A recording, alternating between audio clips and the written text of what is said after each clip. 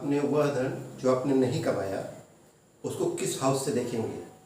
आपकी लाइफ में आप कभी जज किया होगा अगर कि कुछ धन ऐसे आ रहे हैं कि उसको आपने अर्न नहीं किया, उसके लिए आपने कोई प्रयास नहीं किया, लेकिन वह धन आपके पास आया, वो किस हाउस से देखा जाएगा। This is the 8th house. कुंडली का 8वां घर ये जज करके बताता है कि आपके पास अनअर्न मनी कहाँ से आएगी, वो 8वां घर बताएगा।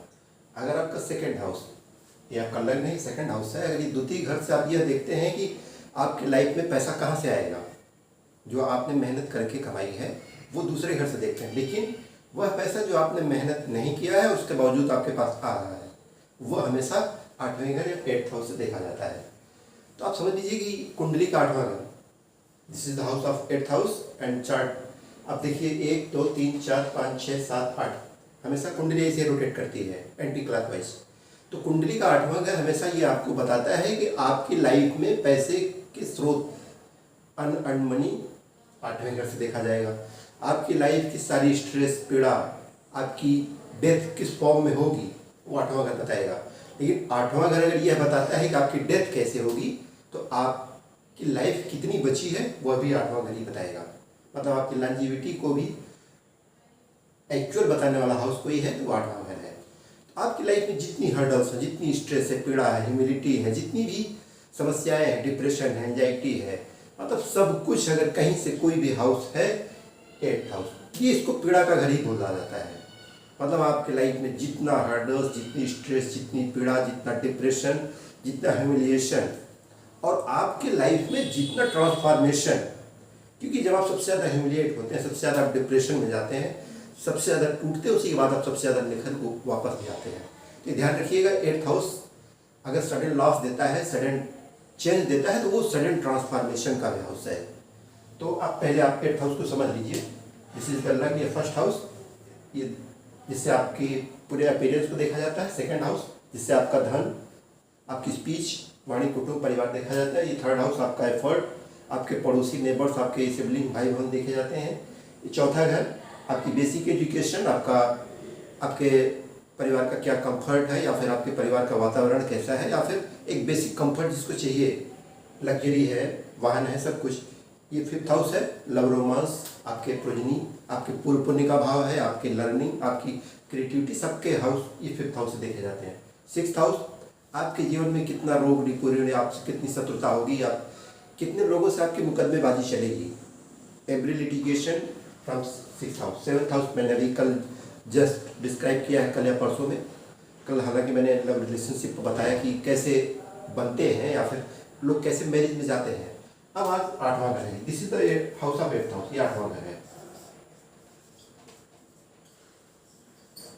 अब ये देखिए इतना, ये ज्योतिष में इसको पीड़ा का घर बोला गया है। मतलब आपके लाइफ में जितना पीड़ा मिलनी है आपको, जितनी स्ट्रेस मिलनी है, जितनी तकलीफें मिलनी है, सब कुछ 8th हाउस से देखी जाती है, 8वें घर से देखी जाती है।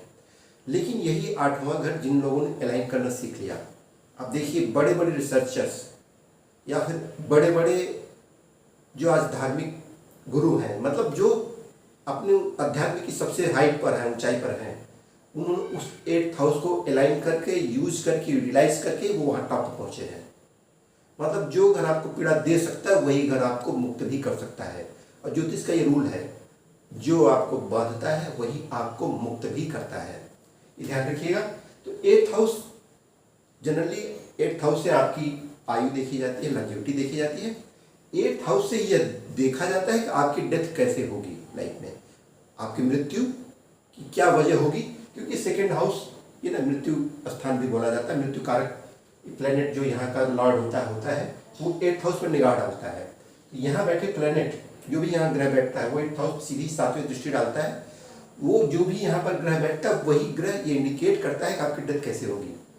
अगर मंगल जैसे ग्रह यहाँ बैठ जाते हैं ना, तो अक्सर आदमी की डेथ मतलब किसी हिंसा में या फिर उसको किसी ऐसे हथियार से मारा जाता है जिसमें उसका स्पेशली कम से कम ब्लड पूरी तरह से बॉडी से निकल के और वो उसके प्राण जाते हैं, वो 8th हाउस पर उसकी निगाह रहती है। तो ये देखिएगा कि कई प्लेनेट अपने अपने अलग अलग ट्रेड शो करते हैं। तो किसी व्यक्ति को अगर 8वें घर को अलाइन करना है, ध्यान रखिएगा,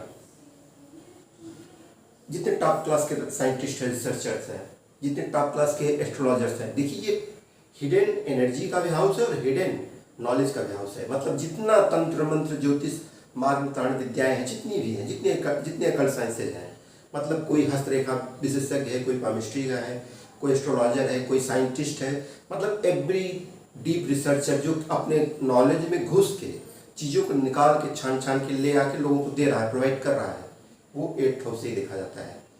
तो जितने टॉप क्लास के साइंटिस्ट हैं जो आज मतलब अपने उस चरम बिंदु पर है विज्ञान की कि उन्होंने एक से एक रिसर्चेस दी, उन्होंने 8th हाउस को अलाइन करने के बाद ही वो दिया है।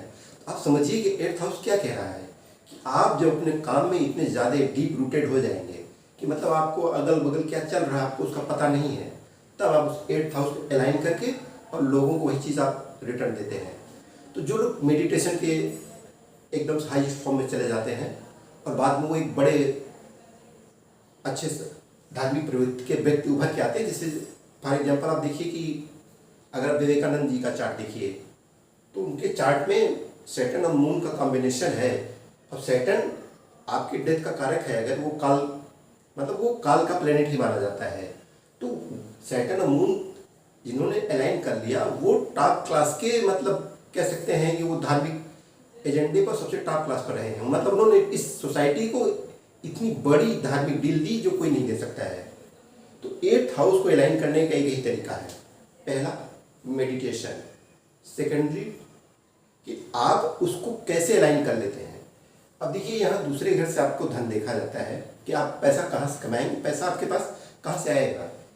अब फॉर एग्जाम्पल केवल ये मान लीजिए कि सेकंड हाउस खाली है आपका, मान लीजिए एम्प्टी है, ठीक, यहाँ कोई ग्रह नहीं बैठा है, और एग्जाम्पल के लिए हम मान लीजिए कि यहाँ 8th हाउस में 3 या 4 ग्रह बैठेंगे, 3 या 4 प्लैनेट्स। यहाँ पर जितने ग्रह बैठेंगे मैक्सिमम, ध्यान दीजिएगा बात को, यहाँ पर जितने ग्रह अधिकतम बैठेंगे उनकी निगाह सीधी दूसरे घर पर जाएगी। तो आपकी ज़िंदगी में जितनी ज़्यादा परेशानियाँ आएंगी उतनी ही ज़्यादा धन कमाने के साधन भी आएंगे, जितने ज़्यादा यहाँ प्लैनेट बैठते हैं। कई सारे लोग ये देखते हैं कि जनरल भाषा में तो बोल देते हैं सारे जितने भी ज्योतिषी हैं कि 8वें घर में इतने प्लैनेट है आपको बहुत सारी पीड़ाएं मिलेंगी, पीड़ा मिलेगी, लेकिन वह व्यक्ति उतने ही मैक्सिमम माध्यमों से पैसा भी कमा रहा होगा। जितने ग्रह यहाँ बैठेंगे उनकी सीधी दृष्टि सेकंड हाउस पे जाएगी, आपके धन हाउस पे जाएगी। तो आपको मतलब मनी आने के मल्टीपल सोर्सेज तैयार होते चले जाएंगे। अमिताभ बच्चन जी कुंडली में है, एक बार वो मतलब पूरी लाइफ में आप देखिए वो मरते मरते बच्चे भी हैं। 8th हाउस अपना काम करता है लेकिन वो ट्रांसफॉर्मेशन भी लाता है, लगातार ट्रांसफॉर्मेशन लाता है। मेरा खुद का चार्ट में मैं कैंसर साइन का हूँ, 8th लॉर्ड जो है सैटर्न है, सैटर्न और मून लग्न में है। लगातार मेडिटेशन करके मैं अपने आप को ट्रांसफॉर्म करता रहता हूँ। तो ये आप समझ लीजिए कि meditation is the best remedy for your transformation, और meditation is the best remedy for every planet. मतलब आपके कोई भी ग्रह हो अगर वो आपसे अलाइन नहीं हो रहे हैं, वो आपको बैड रिजल्ट दे रहे हैं, meditation is the best remedy for every planet. हर ग्रह के लिए एकमात्र जो उपाय है, आप ज़्यादा से ज़्यादा ध्यान योग की तरफ रहिए।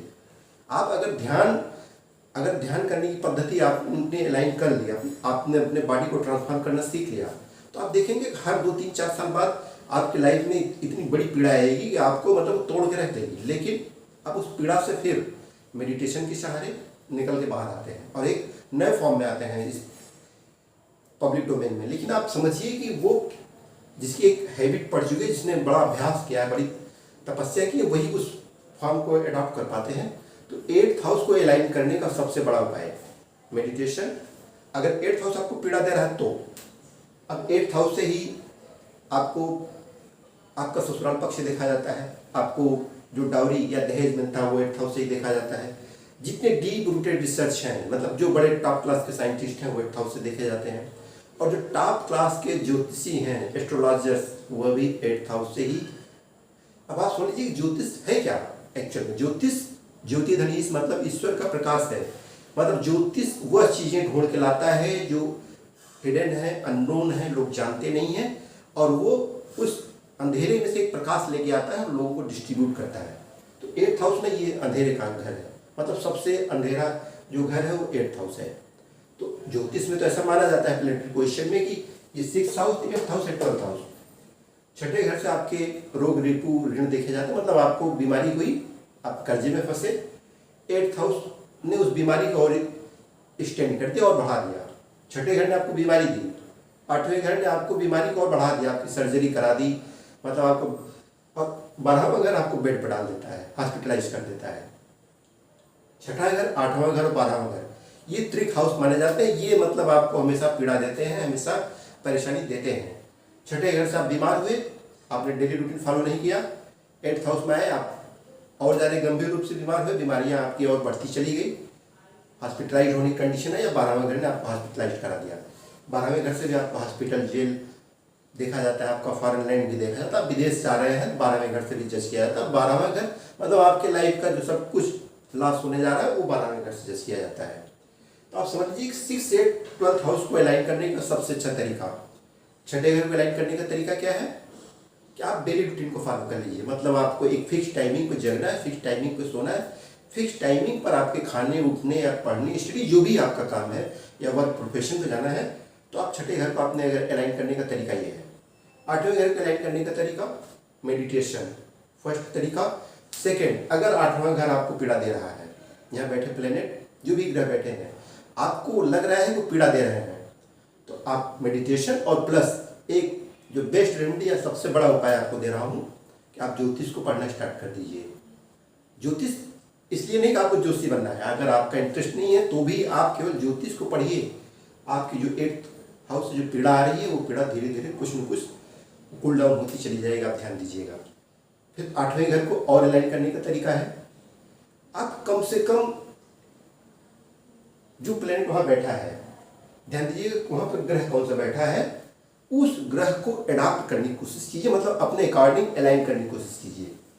फॉर एग्जाम्पल जैसे 10th हाउस ये आपके प्रोफेशन का हाउस है, 10वें घर से आपके अपने प्रोफेशन को जज करते हैं 10th हाउस, ठीक है। मतलब आपने क्या कैरियर चूज किया या फिर प्रोफेशन का मतलब होता है कैरियर ही नहीं होता है। आप हर एक कर्म जो कर रहे हैं लाइफ में, आप अच्छा कर्म कर रहे हैं, बुरा कर्म कर रहे हैं, आप सोसाइटी के लिए कर रहे हैं या फिर सेल्फिश होकर कर रहे हैं, या फिर अपने फैमिली तक आप एक तरह से आप ग्राउंडेड घूम रहे हैं, या फिर आप एक बड़ा एम लेके चल रहे हैं, सब कुछ वो 10th हाउस से देखा जाता है। तो ऐसा माना जाता है कि 10th हाउस का लॉर्ड अगर 8th हाउस में आ जाए, जनरल प्रेडिक्शन तो कोई भी ज्योतिषी देखेगा, कहेगा कि आपका जो 10th हाउस का लॉर्ड है, जो आपके प्रोफेशन का प्लेनेट है, वो 8th हाउस में चला गया, मतलब पीड़ा के घर में चला गया। अब इसका उपाय क्या है, आप पीड़ा को ही प्रोफेशन बना लीजिए, मीन्स आप ज्योतिष का प्रोफेशन अडॉप्ट कर लीजिए, वही 10th हाउस आपको इतनी हाइट देगा ना। मतलब जो ग्रह आपको परेशान करने की कंडीशन में आए, उस ग्रह को अलाइन करके उसको एक बेटर प्लेटफॉर्म पे ले जाइए। आप देखिएगा कि वही ग्रह आपको एक इतना अच्छा रिजल्ट देगा कि आप खुद उस कल्पना से परे रहेगा। क्योंकि आप देखिए इस लाइफ के दो ही एंगल काम करते हैं, या तो युद्ध में भाग लो या फिर जीवन से भाग लो, ठीक है। वही फॉर्म काम करता है ज्योतिष में भी कि आपको जो ग्रह पीड़ा दे रहा है, फॉर एग्जाम्पल आपको मान लेते हैं कि यहाँ जुपिटर है, जुपिटर नॉलेज का प्लेनेट है। अगर जुपिटर यहाँ आपको इनकेस पीड़ा दे रहा है, आप मान रहे हैं कि आपको उससे तकलीफ आ रही है, तो आप जुपिटर का लाइन कर लीजिए ना। जुपिटर क्या है, मेडिटेशन है। जुपिटर क्या है, आप मंदिर की सफाई जाके करिए। जुपिटर क्या है, लोगों को नॉलेज डिस्ट्रीब्यूट कीजिए। जुपिटर क्या है, लोगों की भलाई के लिए अच्छे कार्य कीजिए। तो आपका जुपिटर धीरे धीरे अलाइन होता चला जाएगा। अपने टीचर्स की रिस्पेक्ट कीजिए, अपने गुरुओं की रिस्पेक्ट कीजिए, जुपिटर आपका अलाइन होता चला जाएगा। मतलब आपका जो जुपिटर परेशान कर रहा है वही जुपिटर आपको फिर हेल्प करना स्टार्ट कर देगा। तो इस लाइफ में ध्यान दीजिएगा कि लगता है कि ये चीज़ें आपको नुकसान कर रही हैं, लेकिन वही चीज़ें आपको बाद में पॉजिटिव भी बनाती हैं, ये ध्यान दीजिएगा। तो 8th हाउस सडन लॉस का है, स्ट्रेस का है। आपके जितने भी लाइफ में आपके जीवन में जितनी पीड़ा आ रही है, आपकी कुछ पीड़ाएँ ऐसी होती हैं वो डेथ लाइक लगती हैं, मतलब अब जिंदगी खत्म है, वो 8th हाउस ही देता है। तो 8th हाउस को सबसे ज़्यादा अलाइन करने का तरीका है कि मेडिटेशन। कोई भी ग्रह होगा मेडिटेशन से बैलेंस हो जाता है। स्पेशली मून को अलाइन करने का सबसे अच्छा तरीका है मेडिटेशन। ज़्यादा से ज़्यादा पानी को आप पीजिए। और दूसरी बात, भगवान शिव, जब भी 8th हाउस नहीं अलाइन होता है ना, तो जो ज्योतिषीय उपाय के बाद अगर कोई स्पिरिचुअल उपाय दिया जाता है तो बोला जाता है 8th हाउस अगर ये लगता है कि मतलब आपकी डेथ की कगार पर है, मतलब अब बचने की कोई कंडीशन नहीं बची है, तब लोग महामृत्युंजय मंत्र का जाप कराते हैं। महामृत्युंजय, तो आप भगवान शिव की शरण में रहिए। 8th हाउस कितना पीड़ा देगा, जब आप जो काल काल के देवता खुद हैं, आपने उनको खुद पकड़ लिया, तो फिर जाहिर सी बात है कि वो प्लेनेट कहीं न कहीं से अलाइन रहेगा और आपको पीड़ा अगर मैक्सिमम मात्रा में मिलनी है तो लेस क्वांटिटी मिलेगा। तो ध्यान दीजिएगा, 8th हाउस में बैठे ग्रहों पर पूरी अगर बात करने की कोशिश करेंगे तो ये वीडियो लंबा हो जाएगा, उस पर हम पूरी बाद में बात कर लेंगे। तो 8th हाउस से जनरली देखा क्या जाता है 8वें घर से। आपने वह धन जो कमाया नहीं वो 8th हाउस से देखा जाएगा। आपको दहेज में क्या मिला, आपका ससुराल पक्ष कैसा है वो 8th हाउस से देखा जाएगा। आपने डीप रूटेड रिसर्च क्या की, साइंटिस्ट, बड़े बड़े रिसर्चर, बड़े बड़े स्कॉलर्स, वो 8th हाउस से देखे जाएंगे। जो भी टॉप क्लास के एस्ट्रोलॉजर्स हैं वो 8th हाउस से देखे जाएंगे। आपके लाइफ में स्ट्रेस जितनी आनी है, जितनी पीड़ा आनी है, जितनी एंजाइटी आनी है या फिर डेथ लाइक स्थितियां जो आनी है वो 8th हाउस से देखी जानी है। तो 8th हाउस को अलाइन करने का सबसे बड़ा उपाय, पहले उपाय दे देते हैं, उसके बाद हम बात कर लेंगे नेक्स्ट टॉपिक पर 8th हाउस में कौन सा ग्रह बैठा हो तो क्या उपाय करनी चाहिए। तो 8th हाउस को अलाइन करने का सबसे बड़ा तरीका है meditation. Meditation is the best remedy for your alignment for 8th house. मतलब आपने अगर मेडिटेशन को अडॉप्ट कर लिया लाइफ में, 8th हाउस में कोई प्लेनेट हो या फिर किसी हाउस में कोई प्लेनेट हो, वो आपको बेस्ट रिजल्ट देगा। आपको परेशान करने में उसकी भूमिका धीरे धीरे धीरे घटती चली जाएगी। आप देखिएगा मेडिटेशन से आप क्या है ना, आपकी इनर एनर्जी वो धीरे धीरे उस अपर एनर्जी से अलाइन होने लगती है। तो आप जब मेडिटेशन की स्टेट में है तो आप देखिए कि आपको लगता है कि कोई एनर्जी ऊपर नहीं चल रही, एनर्जी हमेशा आपके इर्द गिर्द चल रही है। आपकी फ्रीक्वेंसी और उस एनर्जी की फ्रीक्वेंसी जिससे मैच करती है, आपको बहुत चीज़ें ना दिखती भी हैं। और जितनी भी गुप्त विद्या है, जितनी तंत्र मंत्र साधनाएं हैं, सब 8th हाउस से देखी जाती हैं। तो आप समझिए 8th हाउस को अलाइन करने के बहुत सारे तरीके हैं। Meditation is the best remedy for 8th house. भगवान शिव की श्रद्धा अब उनके प्रति डिवोटेड रहिए, हमेशा 8th हाउस पीड़ा नहीं देगा। और ध्यान दीजिएगा कि मून को कम से कम स्ट्रांग रखना, चंद्रमा को स्ट्रांग रखना इस कलयुग में मैं सबसे ज़्यादा महत्वपूर्ण मानता हूँ। क्योंकि आपका मन अगर मजबूत है, पीड़ा तो देगा, क्योंकि जो पास्ट लाइफ की पीड़ाएं हैं, चंद्रमा अक्सर सिर्फ इस लाइफ की पीड़ा नहीं देता है, ध्यान रखिएगा। काफ़ी लोग समझते हैं कि चंद्रमा बहुत स्ट्रांग है तो पीड़ा खत्म नहीं होगा। चंद्रमा अक्सर कई लाइफ की स्मृतियों को अपने अंदर रखे रहता है। तो वो कोई व्यक्ति मिल जाता है, कोई लाइफ पार्टनर मिल जाता है, किसी से प्रेम हो जाता है, पीड़ा मिलती है। क्यों? चंद्रमा उन चीज़ों को अचानक से जो पिछले लाइफ के उनको भी याद करके पीड़ा आपको महसूस कराता है, हमेशा खालीपन दे देता है कुछ लोगों की लाइफ में। अब कुछ लोगों के भाई मून ऐसा इस ढंग का ही है कि उसको पास का चंद्रमा है, वो हंस खेल रहा है, लाइफ में हमेशा एंजॉय कर रहा है, आगे बढ़ रहा है। तो सबकी अपनी अपनी लाइफ है, लेकिन अलाइन करने का या फिर उसको उस पीड़ा को कम करने का कई तरीका है। 8th हाउस आपके पीड़ा का है, सडन लॉस का है, लेकिन यही ट्रांसफॉर्मेशन का भी हाउस है। अगर आपने मेडिटेशन से, ज्योतिष से, भगवान शिव की भक्ति से अपने को ट्रांसफॉर्म करना सीख लिया तो आपको जो चीज़ पीड़ा देने वाली होती है वही आपकी मजबूती बन जाएगी। That's all. Then meditation is the best remedy for your transformation in your every field of life. धन्यवाद।